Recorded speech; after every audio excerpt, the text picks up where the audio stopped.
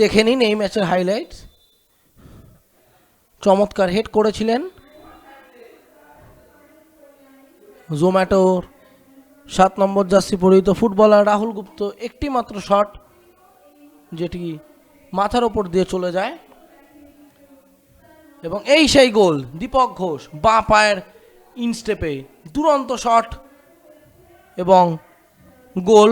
একটি মাত্র গোল সাউন্ড নলেজের হয়ে তিনি করেন দীপক ঘোষ।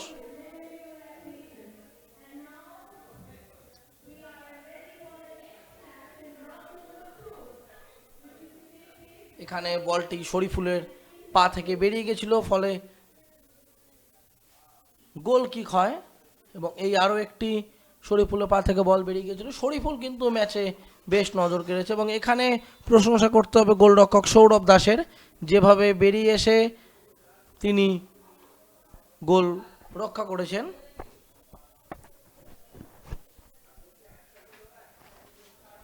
এবং বারবার গোলের সামনে এগিয়ে গিয়েছিল সান নলেজ। এই যে একটি দুরন্ত সেভ সৌরভের আমরা দেখলাম শরীফুলের আউটস্টেপে, যেভাবে বলটি ফ্লিক করে দিয়েছিলেন গোলের মধ্যে, এবং এই একটি সুবর্ণ সুযোগ চলে এসেছিল সেই শুভম সাউয়ের কাছে।